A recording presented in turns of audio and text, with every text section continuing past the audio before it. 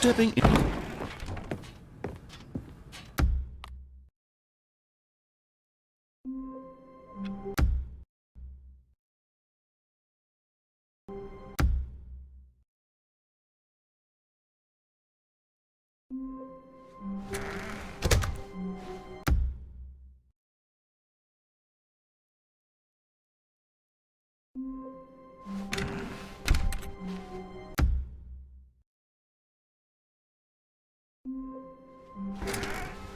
What new mysteries lay in store for our bucket-loving hero? Stanley clutched the bucket tightly to his chest and entered the door on his left.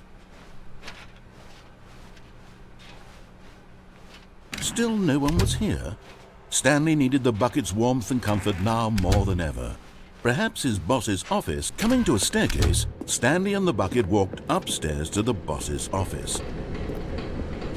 But Stanley just couldn't do it. He considered the possibility of facing his boss, admitting he had left his post during work hours. He might be fired for that. And in such a competitive economy, why had he taken that risk? All because he believed everyone had vanished? His boss would think he was crazy. And then something occurred to Stanley. Maybe, he thought to himself, maybe I am crazy. He looked down at the bucket in his arms. Am I crazy? He asked the bucket. The bucket returned his gaze, but said nothing at all. That's strange, Stanley thought. Usually the bucket is a source of guidance and wisdom for me in difficult times such as these. He held the bucket close, yet felt none of its familiar reassurance and comfort. And that's when Stanley realized, this isn't my bucket. It's just a normal, everyday bucket. Someone else's bucket, perhaps. How did I end up with someone else's bucket? This is all terribly wrong. Surely no good would come from this. Who knows what sorts of bizarre hallucinations Stanley might experience without the psychologically grounding presence of his bucket. And indeed, now he noticed that the rooms were repeating, which was, of course, very odd. And now he felt himself floating off the ground. Oh, gracious, he exclaimed. Without my bucket, I've gone truly mad. Where is it? I must find it. Far off in the distance now, he heard it, calling to him. Stanley! Stanley, it's me, the bucket. Could it truly be? He rushed forward from room to room, passing by one bucket after the next. None of them were his. None of them were his special bucket. Come to me, Stanley. Find me. He had to find the bucket. He had to return to his old friend. It was the only way to truly restore his sanity. And then suddenly, he froze dead in his tracks. He knew where the voice of the bucket had been coming from. The real bucket was inside of him all along. It was incredibly painful. Stanley doubled over in agony and blacked out.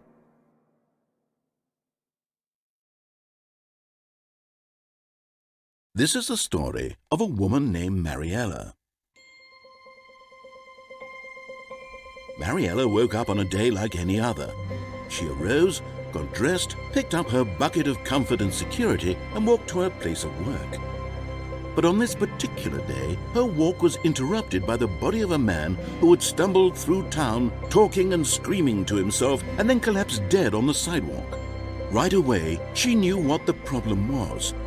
This man had no bucket.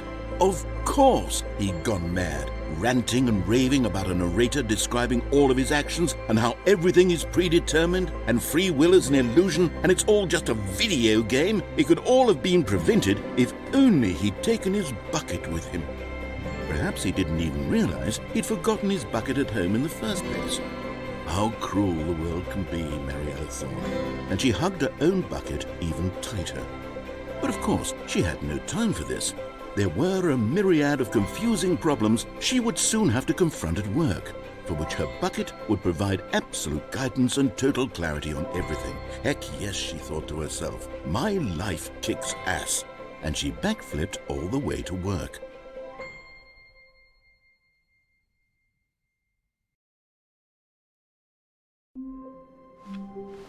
Stanley had never seen the office this brightly lit. Was it a sign of something? He hoped it... Now this, Stanley thought to himself, this is a bucket. And indeed it was. Stanley clutched the bucket tightly to his chest and entered the door on his left. Still no one was here. Stanley needed the bucket's warmth and comfort now more than ever.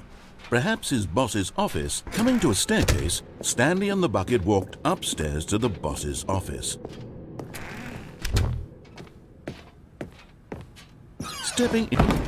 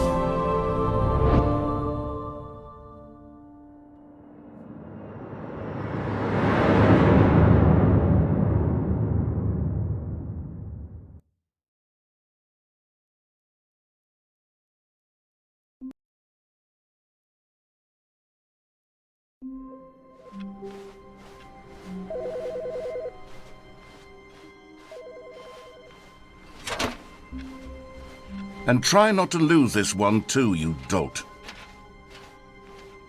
Stanley clutched the bucket tightly to his chest and entered the door on his left. Still no one was here. Stanley needed the bucket's warmth and comfort now more than ever. Perhaps his boss's office. Coming to a staircase, Stanley and the bucket walked upstairs to the boss's office. Stepping into his manager's office, Stanley was once again stunned to discover not an indication of any human life. But Stanley guessed the correct code by sheer luck. Was it that the bucket knew all along? Was the bucket guiding him? Yes, this is certainly the most logical explanation.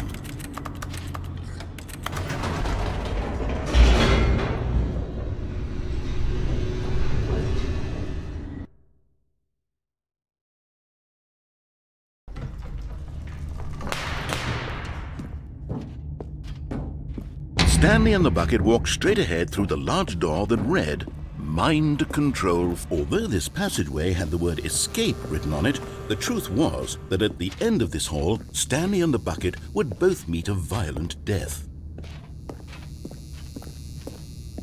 The door behind them was not shut. Stanley and the bucket still had every opportunity to turn around and get back on track. At this point, Stanley and the bucket were knowingly walking forward into a very painful death for each of them.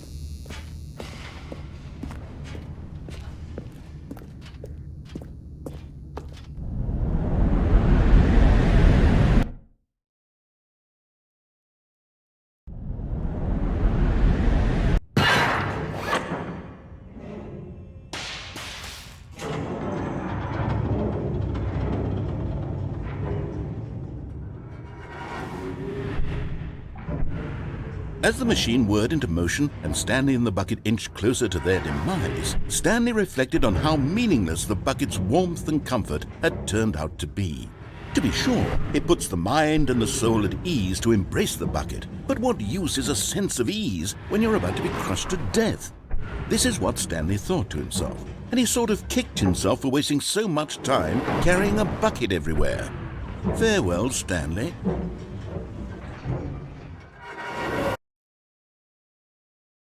"Farewell, Stanley," cried the narrator, as Stanley and the bucket were led helplessly into the enormous metal jaws. In a single visceral instant, the bucket's life came to an end as it was crushed violently to death.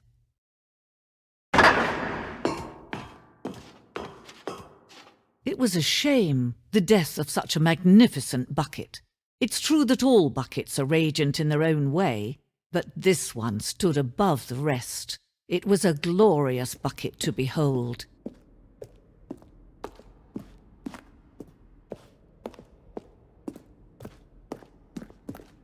Can you see how arrogant it was for Stanley to take a bucket like this and to claim it for his own?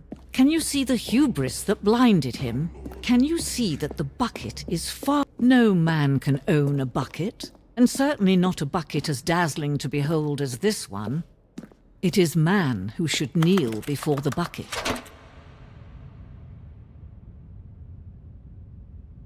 But there is something we can do. Something we can do together, you and I, that will right this terrible wrong.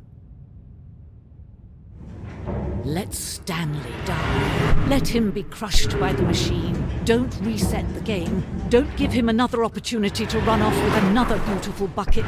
We can save the world's buckets from their treatment as tools and implements if only we let Stanley die together. The bucket shall take its place as ruler, as leader, as commander of a new world, a new vision.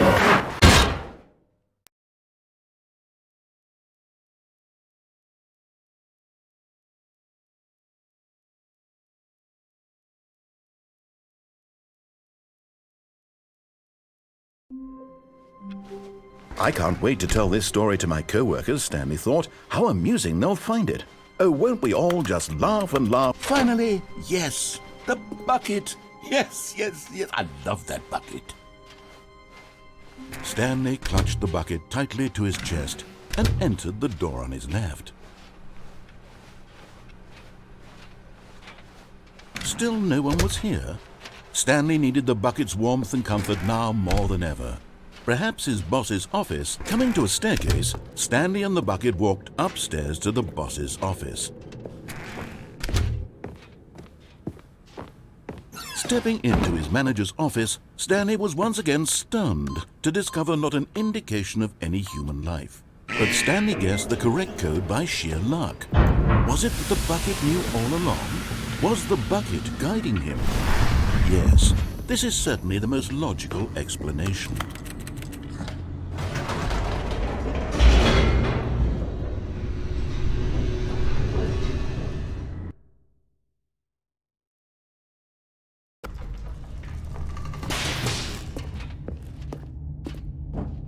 Stanley and the bucket walked straight ahead through the large door that read, Mind Control Facility.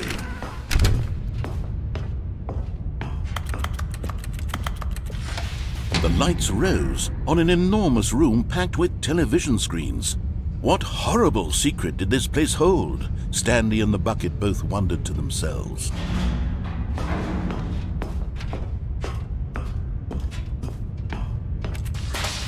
The monitors jumped to life, and Stanley nearly dropped the bucket in shock. Everyone in the office was being videotaped, monitored like guinea pigs. The bucket had never seen anything like this, and it very nearly burst into tears as Stanley cradled it gently, reassuring it that everything would be fine. Was the bucket under the mind control facility's influence as well? Had the bucket been told to do things it didn't wish to do? What kinds of things does a bucket want to do or not want to do in the first place? These questions raced furiously in Stanley's feeble mind. No! He screamed into the bucket. He couldn't accept it. His own life in someone else's control, never! He squeezed the bucket tighter. His one friend in the entire world. At this point, he could trust no one except for the bucket. But here was the proof. The heart of the operation. Controls labeled with emotions, happy or sad or content. Walking, eating, working, all of it monitored and commanded from this very place. And as the cold reality of his past began to sink in, Stanley decided. But at the last second, the bucket jumped in and pressed the button to turn on the controls. Stanley gasped in horror. Had this been the bucket's plan all along?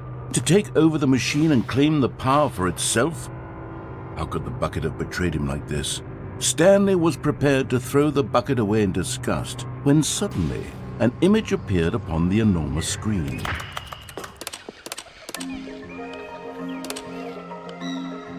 Stanley flipped through one video of silly birds after another, and then it dawned on him. This wasn't a mind control facility at all. It was a facility for monitoring and surveilling silly birds all over the world. The mind controls were only a facade to disguise its true intentions. Had the bucket known this all along? Stanley marveled at the metal genius in his hands, the one who had pointed him towards this incredible discovery. Stanley and the bucket never found freedom because they spent the rest of their lives here in this place, flipping through live streams of the silliest birds imaginable. Of all the possible paths his life could have taken, this one was surely the best. And Stanley was happy.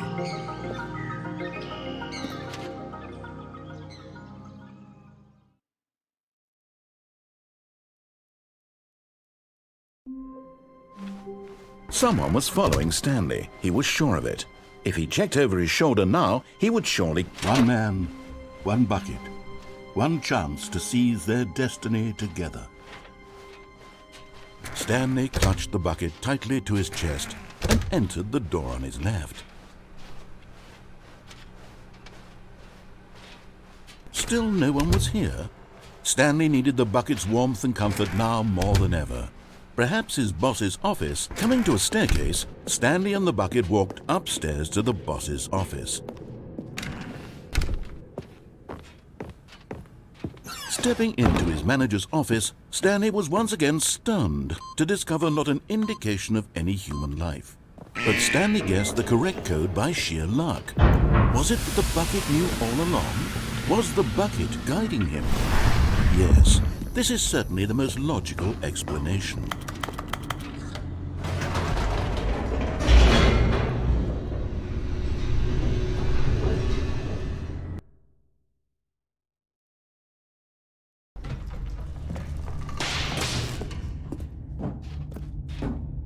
Stanley and the bucket walked straight ahead through the large door that read, Mind Control Facility.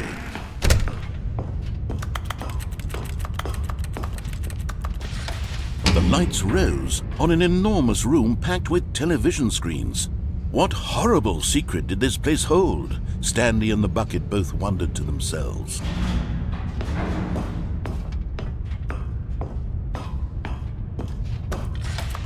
The monitors jumped to life, and Stanley nearly dropped the bucket in shock.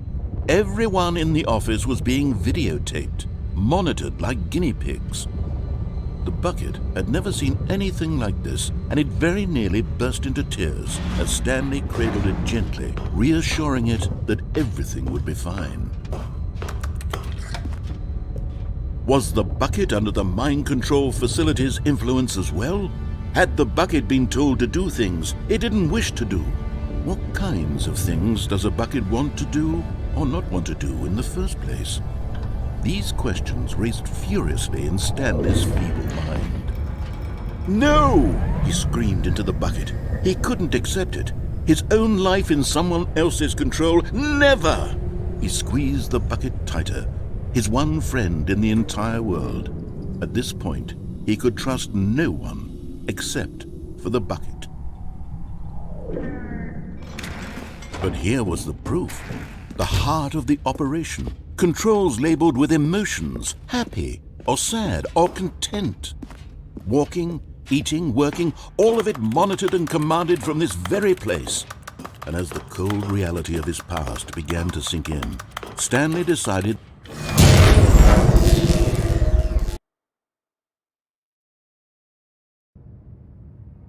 Stanley and the bucket waited in blackness. Was it over? Yes, they had done it. Stanley and the bucket had defeated their greatest and darkest enemy, freed themselves from the tyrannical grip of the evil mind control machine. Freedom was now mere moments away. Excitedly, the two of them began to discuss the kind of life they wanted to live once they stepped through this massive door. The bucket wanted to learn to roller skate. Stanley wanted to sneeze in every country on Earth. Both of them wanted to begin watching a movie, any movie, but then stop it halfway through and begin watching it in reverse from the end. True, it was a simple life they envisioned, but it was one they'd lived together, with one another to lean on, to trust, to support, and... What? Wait. What was happening? Why had the door stopped? Was Stanley and the bucket not about to be freed? An unbearable silence filled the room, lingering in uncertainty, until finally the truth hit Stanley square in the face. This building did not want the bucket to leave. Even the facility itself recognized the incredible calming presence of the bucket, needed the soothing warmth of the bucket, would go to any lengths not to part with the bucket. No, no, no. Stanley can't leave this place. Not while he has such a precious bucket in his arms. Not while this building has anything to say about it. Stanley realized he would never again leave this very room. But at least he has the bucket. To be trapped eternally in darkness isn't really so bad, Stanley thought to himself. As long as I have my bucket with me, right? I'll be okay, won't I? Stanley gulped. Very soon now, he was about to find out.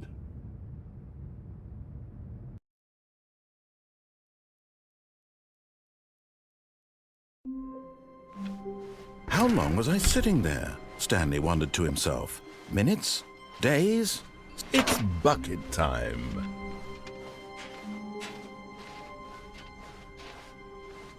Stanley clutched the bucket tightly to his chest and entered the door on his left. Still no one was here. Stanley needed the bucket's warmth and comfort now more than ever. Perhaps his boss's office. Coming to a staircase, Stanley and the bucket walked upstairs to the boss's office. Stepping into his manager's office, Stanley was once again stunned to discover not an indication of any human life. But Stanley guessed the correct code by sheer luck. Was it that the bucket knew all along? Was the bucket guiding him? Yes, this is certainly the most logical explanation.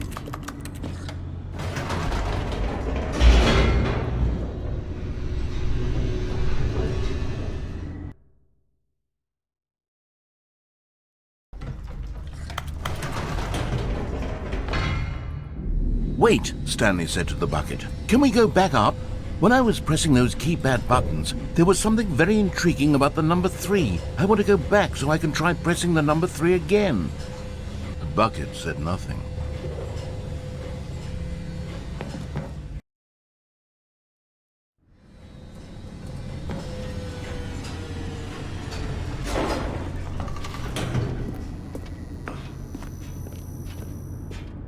Here we are, said Stanley. Now I'm going to try out that number 3 button.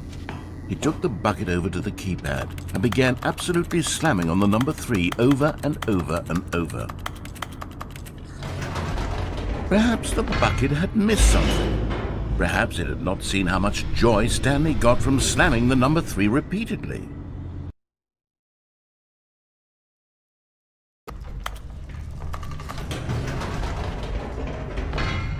No, said Stanley to the bucket. You can't go on yet. Not till you understand how much the number 3 means to me. You and I have been through so much together, and I just want you to see what I see. Feel the happiness I feel. He smiled at the bucket, and the bucket said nothing.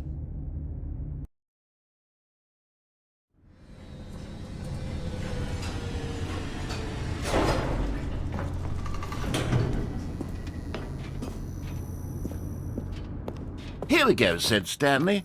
This time I'll really show you. He ran to the number 3 and began to wail on it like a musician on a beloved instrument, weaving a concerto of truth and passion. He wielded the number 3 like a fine artist would wield a paintbrush. He told stories through the number 3, stories of his dreams and hopes and fears. And the whole time, he looked to his bucket for a reaction of some kind. Anything to let him know that the bucket appreciated what he was doing. The bucket conveyed absolutely nothing at all, only silence. Crushed by a wave of dejection, Stanley returned to the elevator. Stanley and the bucket were so close. They'd always been there for one another. Why suddenly could the bucket not connect with this passion of Stanley's? The question caused Stanley to ruminate the whole way down the elevator.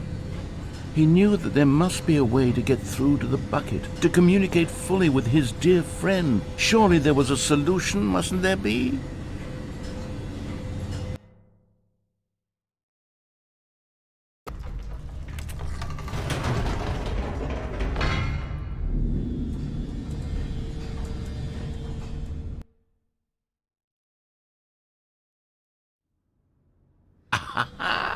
Said Stanley. I know what to do. I know how to fully express this feeling in my heart.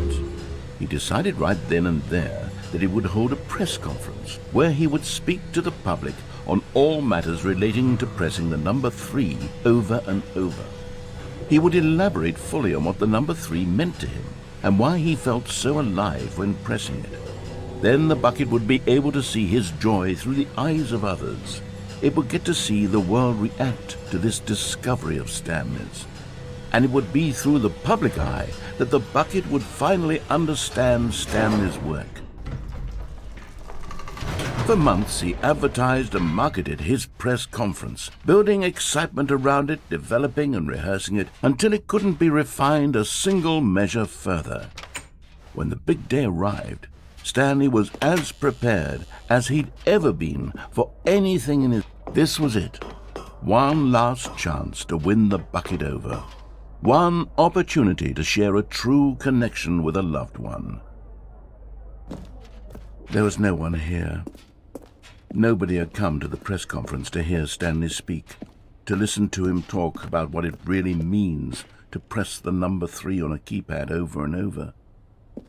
He was unloved, uninteresting. He was a failure. And in that moment, Stanley knew that the bucket would never again take him seriously. There would be no connection, no deeper understanding. The bucket merely sat there in his arms, indifferent. And so it began that slowly, over many years, the two of them grew more and more distant. They spoke less and less, neither wishing to state the obvious, that any sense of real respect between them had eroded since that day at the press conference. There would be no more games, no more long conversations about passion and pursuit, only a silence that consumed the space between friends. And Stanley, having for once in his life discovered the warmth and comfort of true companionship, was cast back into the unremarkable normalcy of loneliness.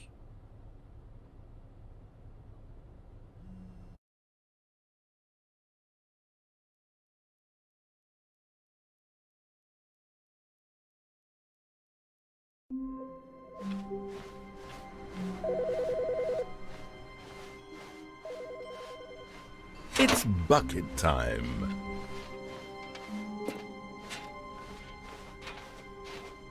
Stanley clutched the bucket tightly to his... This was not the correct way to the meeting room, but Stanley had felt the bucket calling to him, telling him that the employee lounge was simply the place to be. And here it was. Had the bucket turned out to be correct? No, Never mind. The bucket was wrong. Stanley took the door on his left to go, and so the two of them detoured through the maintenance section and walked straight ahead to the opposite door.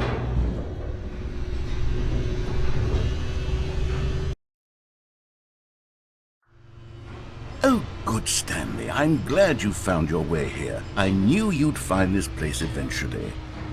You see, your friends and I are concerned for you, Stanley. We've come together here because we care about you very much. It's this bucket you're carrying around everywhere. The bucket isn't even from the original Stanley Parable. It's just sequel content. We're the ones that matter, Stanley. Classic characters from the first game, like the Adventure Line and the Broom Closet. Because that's what fans want from a sequel. They want more of their favorite jokes, not this bucket that they've never seen before. Yes, I know I'm the one who gave you the bucket, but you're spending too much time with it. Don't you want another story involving the Adventure Line? We could make the Adventure Line go somewhere new. Yes, that's...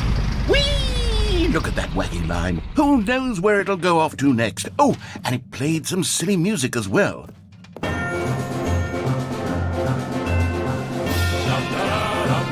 Now this is what the Stanley Parable is all about. Don't you remember all those great jokes from the original dialogue? Also, Stanley is addicted to drugs and hookers.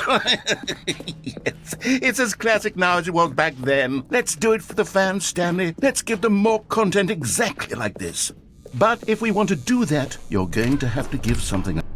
Don't you get it, Stanley? We need to get rid of the bucket. That's why I'm very proud to introduce a brand new character. This is the Bucket Destroyer. I think it'll make a wonderful new addition to the rich lore of the Stanley Parable. True, it also was not in the original game, but it's such a well-fleshed-out character with so much personality that to me it already feels as though it's been part of the cast all along. Don't you agree? Can you guess what the Bucket Destroyer does? Surely you don't need me to spell it out for you. Go ahead now, Stanley. Say goodbye to the bucket, and then pop it into the machine when you're ready.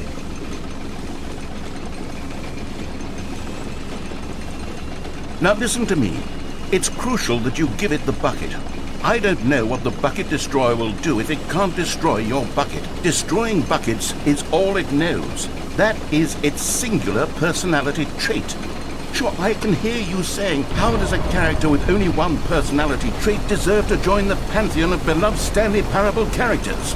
Well, you see, if you were to really explore the Bucket Destroyer, you would see that its desire to crush buckets is so densely loaded with complexity and nuance that it's really like 10 personality traits. What other object in this game can you even say that about? The Broom Closet? Certainly not. I wonder what sort of Bucket Destroyer merchandise the fans will be clamoring for after this. Okay, the Bucket Destroyer is getting very upset now. You'll have to hurry and feed it. We can't get back to the classic Stanley Parable characters like the Adventure Line or the Bucket Destroyer until you crush that damn bucket. Quickly now, the fans are waiting. Do it, the fans, Stanley. Give the fans what they want. Hurry and...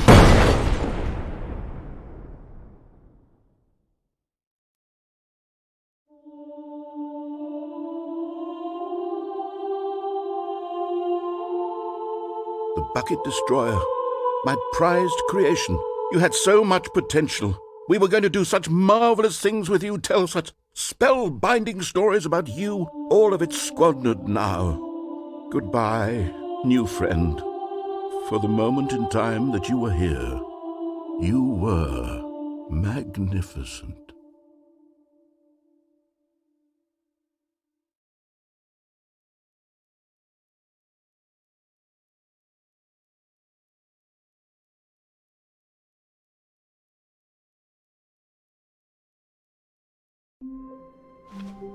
Wait, Stanley thought to himself. Am I sure that the orders stopped coming in? It's bucket time.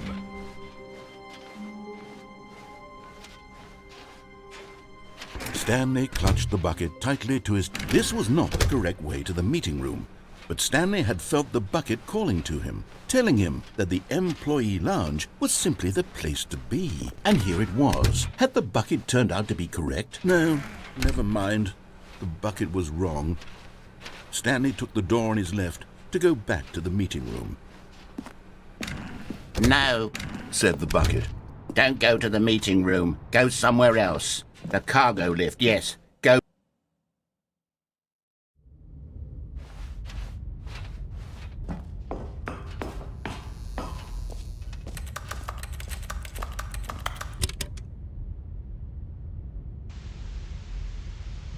Okay, this is day number 295. Tape number... I don't even know. I've lost track. Nothing feels real anymore. The longer I study this bucket, the less sense anything makes. The sheer euphoria I feel every time I pick it up. No matter how many times I've done it, it's always the same feeling. And the emptiness in my chest when I set it down. It doesn't make sense. There's no explanation for it. I still haven't figured out why I see the world so differently when this bucket is in my arms. Why everything feels so... What do I do with this treasure?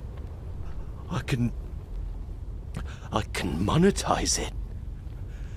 Yes. It's unthinkable the amounts of money people will pay for even just an hour with the bucket. This is my golden ticket. But I have to be careful, because as soon as this gets out, there's going to be a target on my back. Even now, I don't know who might be trying to get... What's that? Who's there?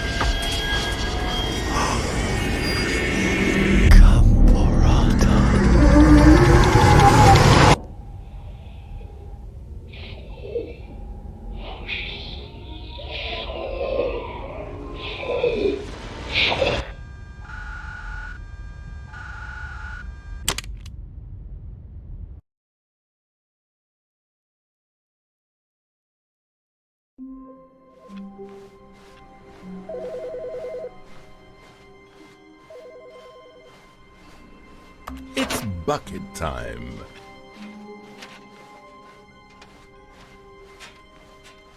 Stanley clutched the bucket tightly to his... This was not the correct way to the meeting room, but Stanley had felt the bucket calling to him, telling him that the employee lounge was simply the place to be. And here it was. Had the bucket turned out to be correct? No, never mind. The bucket was wrong. Stanley took the door on his left to go back to the meeting room. No, said the bucket. Don't go to the meeting room. Go somewhere else. But Stanley feared that any path he walked might lead to the separation of himself and the bucket, his dearest friend. So he threw himself to his death, that they might die in one another's arms. How deeply touching.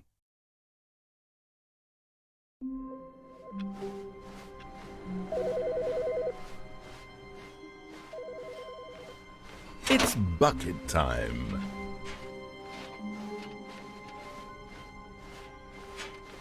Stanley clutched the bucket tightly to his... This was not the correct way to the meeting room, but Stanley had felt the bucket calling to him, telling him that the employee lounge was simply the place to be. And here it was. Had the bucket turned out to be correct? No, never mind. The bucket was wrong. Stanley took the door on his left to go back to the meeting room. No, said the bucket. Don't go to the meeting room. Go somewhere else. The cargo lift. Good, said the bucket. Now ride the lift all the way to the top. There's something up there I need you to do. Stanley did not question why or how this bucket was speaking to him. It should have alarmed him, of course, because buckets can't talk. But Stanley chose not to think about this obvious fact. He was firmly convinced that the bucket had spoken to him, and he unthinkingly did what... No, stop! Look there on the wall, you see? There's a sign right there. It says, "No buckets past this point." Stanley, how could you think it was okay to bring the bucket here? Unless... What if the problem is that you actually don't know what is a bucket and what isn't a bucket? I suppose that would explain a lot about your behavior up to this point. Which, if that's true, well, my goodness, I think we have to do something about it. This misunderstanding could have dire consequences on the entire rest of the game if not addressed quickly and properly. So much of the impact of the story is dependent on your understanding of what is and isn't a bucket. Please, step in here for a moment.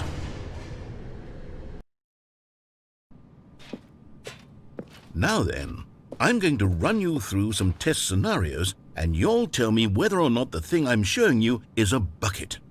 Simple enough, right? This should tell us everything we'll ever need to know about what is or is not a bucket. Okay, let's begin.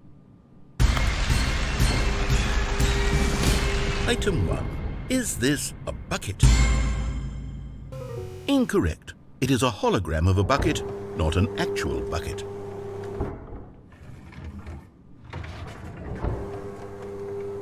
Item 2. Is this a bucket? Incorrect. It is a 3D printed recreation of a bucket, not an actual bucket.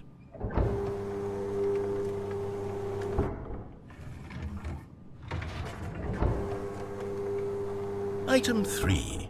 Is this a bucket? Correct. This is a bucket.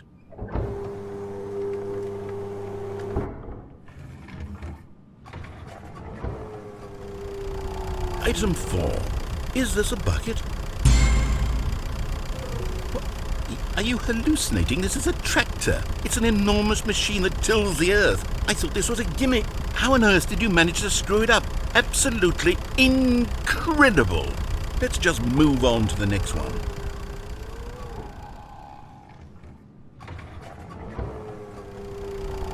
Is this a bucket? Correct. This is a bucket.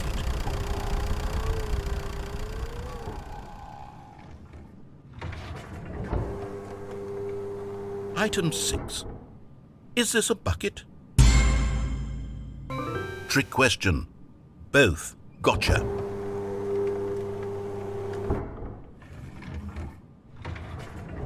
Item... Wait, hold on. I can't find the next one. Let me see. It should be around here somewhere.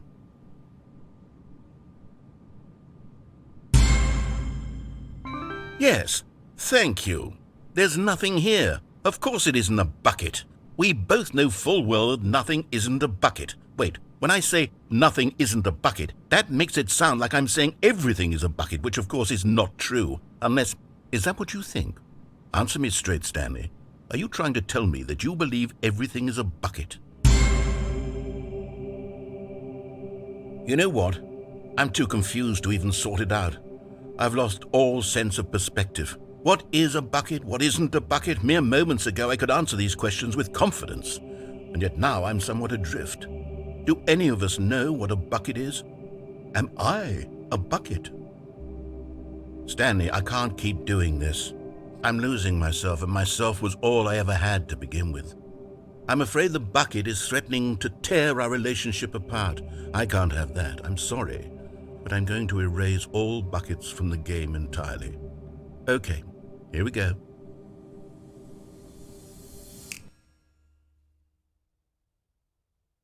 What happened? Is everything gone? Why did everything disappear? Wait, was everything a bucket? Every single thing in the game was a bucket. Oh my God, I had no idea. How could... except me. I'm not a bucket after all. And you, Stanley, you're still here. You're not a bucket either. Oh, this is wonderful news. We're not buckets. Yes, I actually feel much more at ease right now. It's delightful to get some clarity on that issue, but it doesn't change the fact that we haven't got a game. So, tell you what, I'll reset everything and we'll put back all of the buckets, okay? And we'll know that it's all a bucket. But if you run into anyone else, maybe don't mention that. Who knows what that information might do to a person? All right, here we go.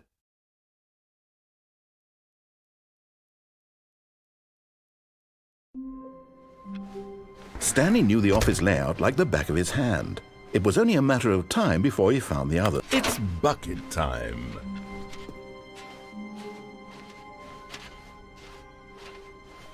Stanley clutched the bucket tightly to his... This was not the correct way to the meeting room, but Stanley had felt the bucket calling to him, telling him that the employee lounge was simply the place to be. And here it was. Had the bucket turned out to be correct? No, never mind. The bucket was wrong. Stanley took the door on his left to go back to the meeting room. No, said the bucket.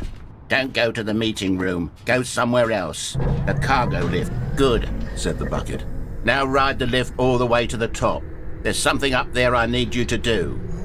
Stanley did not question why or how this bucket was speaking to him. It should have alarmed him, of course, because buckets can't talk. But Stanley chose not to think about this obvious fact. He was firmly convinced that the bucket had spoken to him, and he unthinkingly did whatever the bucket asked. In here, said the bucket. Go into this dark room over here. Stanley once again obeyed blindly. Now pick up the phone, said the bucket. Pick up.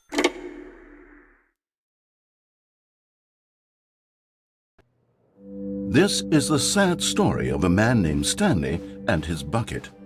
Once upon a time, I gave Stanley a bucket because I thought he was lonely and could use a friend. And then, very distressingly, he began to believe the bucket could speak to him.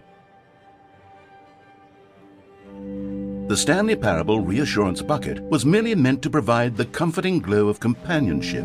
It doesn't literally talk and give you orders. Whatever Stanley is hearing the bucket say to him is just in his head.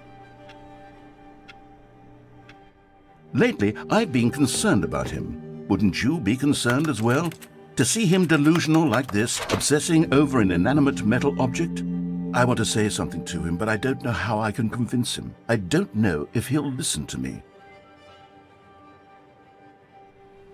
Oh, I'll try anyway. Stanley, can you hear me? Listen to me. It's just a bucket. It can't think, it can't talk. All it will ever truly do for you is effectively transfer a liquid from one location to a different location. That's it. It doesn't do anything else. You see, he's not listening. He's still taking orders from the bucket. You know, once upon a time it was me he took orders from, me he trusted and listened to. Now all he cares about is his awful bucket, this stupid hunk of metal. It's sad, but I suppose he doesn't need me anymore. From now on, he's just going to cling to this bucket, this cold, empty bucket, this sort of shiny bucket. Well, I'll give it this. The bucket does have a nice shine to it. Yes, I suppose on closer inspection that it doesn't quite look like your average hardware store bucket. It's just a little more, what am I trying to say? Sturdier, more capable of transporting liquid. Like it would be better at moving an amount of water from one room to another. Oh my God, what am I saying? Better at carrying water from room to room. It's a bucket. It's literally just a bucket. Why do I feel some need to point out the ways in which it's so much more than just a regular bucket? Oh no, I'm having feelings for the bucket. No. What's going on? Why do I want to be with the bucket? Hear what the bucket has to say. Do anything it asks. What's wrong with me? I don't understand. Perhaps, if I had the bucket, this would be less confusing. Yes, the bucket could tell me what to do in this troublesome situation. Stanley, give me the bucket. Give it to me. Give me the bucket, Stanley. I need it. Give it to me now. Give it, or I'll...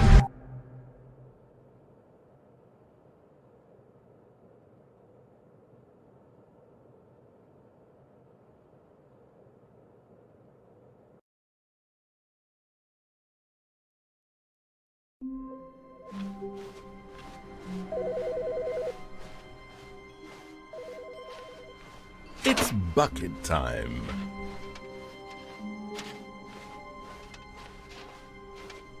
Stanley clutched the bucket tightly to his... This was not the correct way to the meeting room, but Stanley had felt the bucket calling to him, telling him that the employee lounge was simply the place to be. And here it was. Had the bucket turned out to be correct? No, never mind. the bucket was wrong. Stanley took the door on his left to go back to the meeting room. "No," said the bucket. "Don't go to the meeting room. Go somewhere else. A cargo lift." "Good," said the bucket. "Now ride the lift all the way to the top. There's something up there I need you to do." Stanley did not question why or how this bucket was speaking to him. It should have alarmed him, of course, because buckets can't talk. But Stanley chose not to think about this obvious fact. He was firmly convinced that the bucket had spoken to him, and he unthinkingly did whatever the bucket asked. "In here," said the bucket. "Go into this dark room over here." Stanley once again obeyed blindly. "Now pick up the..." Whoa, hold on. Why did you unplug the phone? Were you trying to resist the bucket's orders? Stanley, I was joking. Obviously, the bucket isn't talking to you and telling you to do things. Buckets can't talk. It was a joke. Don't you get the joke? It's funny, Stanley. A talking bucket. Can't you see? Oh, goodness. I must have really bungled up the delivery if you actually took me seriously. Where did I mess up the joke? Should I have paused for longer or spoken quicker? Comedic timing is so difficult. I wish I were better at it. But there isn't exactly an instructional video on comedy that one can watch to fully... Oh, wait, yes, there is. It's sitting right here. Let's take a look. What is comedic timing? What is comedic timing? How does it work? How long should it last? How can it be used to effectively silence your political enemies? And more importantly, can it be taught in its entirety within 90 seconds? Thankfully, the answer to all of these questions is yes. Let's dive deeper. If you've ever told a joke or made someone laugh, in all likelihood, you did it while standing 50 to 80 centimeters from them in a room of no more than 76 degrees Fahrenheit, with one of your arms raised straight upward at a 15-degree angle from your body. These are the optimal conditions for good comedic timing. To begin the joke, start by stating and spelling your name. Next, provide a brief synopsis of the joke, including the specific times at which the recipient of the joke will laugh, and then spell out your name a second time. With these steps complete, it's time to begin the humor. Speak the entire joke in no more than 18 seconds and no less than 13 and a half, pausing only for bathroom breaks when necessary. When the joke has concluded, it is customary to inform your listener that the joke is over by declaring in your loudest possible voice, "I'm Dunny with the funny." Let's practice screaming, "I'm Dunny with the funny" now.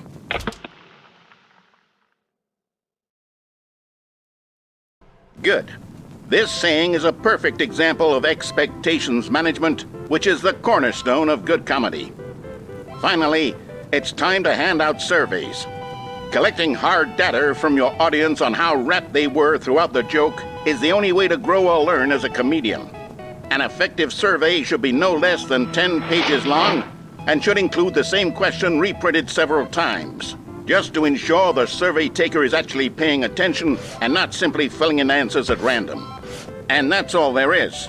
With these strategies at your disposal, you'll have audiences doubled over in laughter and even tripled over in laughter in no time at all. Just remember to let them stop laughing at some point, you gut-busting little scamp.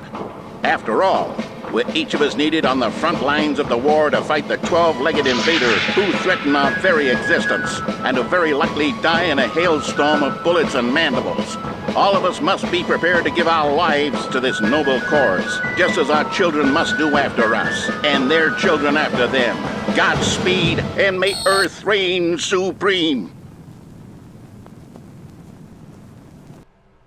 Hey, goodness, this video is a little outdated, isn't it? Well, no matter. I think the fundamentals of proper comedic timing are still as relevant today as they were back then. So with that in mind, I believe the only way forward is for us to return to the two doors and walk through all of this again, so I can try telling my story with more appropriate comedic delivery. Come along, let's head back.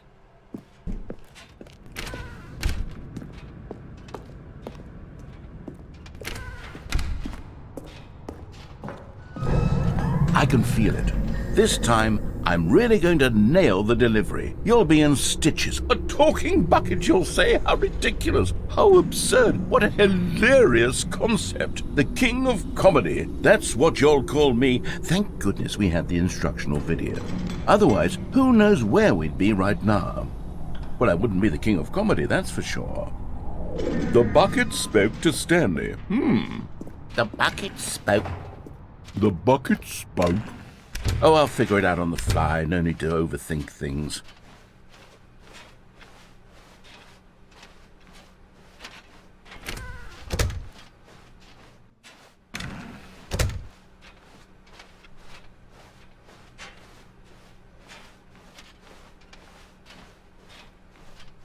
Here we go. You ready? When Stanley and the bucket came to a set of 2 open doors, they entered the door on the left. No. You were supposed to go through the door on the right, leading back to the phone. Did you not even look at the instructional video? I think this is all covered very clearly. There's no way I can make the comedic timing work now. It's done. The joke is completely done and over. It's all your fault, Stanley. I'm going to be ridiculed in the community of other joke writers. I'm going to be shamed at every one of our meetings from now on, all because you couldn't watch a simple video and take a hint. Are you proud of yourself for bringing me down, Stanley? Are you proud? Here we go. You ready? When Stanley and the bucket came to a set of 2 open doors, they entered the door on the left.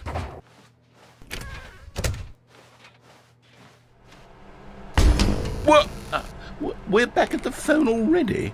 No. What's going on? There were supposed to be several rooms leading up to this. There was supposed to be a build-up to this point, a dramatic display of remarkable comedic wit which culminates in this scene with the phone. But now the timing's completely off. The joke will never land. Well, not the way it was meant to. And it's all my fault. I must have forgotten that the phone room comes immediately after the 2 doors room. What an egregious mistake. I've made a fool of myself. I don't deserve the title of King of Comedy. I'm nothing. I'm not even the lowliest joke-telling whelp. I think I need to go back and rewatch that instructional video again. Yes, surely that will help me improve my... Stanley, you love the bucket so much it's like you... it's as though all of your other most prized possessions pale in comparison. Yes. Well, let me try that again, Stanley. I heard that you are pale with shame over how unabashedly in love with a bucket you are. No? Still not? Is it the delivery? Pale with shame. Pale with shame? Pale... What's another word to describe a bucket? Stanley, this bucket is so metal, I think I saw it playing guitar. No. We're getting away from making fun of Stanley's obsession with the bucket, which was the whole point of this. I'm no good at these jokes. I need more instructional videos. That's exactly what it is. That's what will make me the king of comedy again. More instructional videos. Let's see.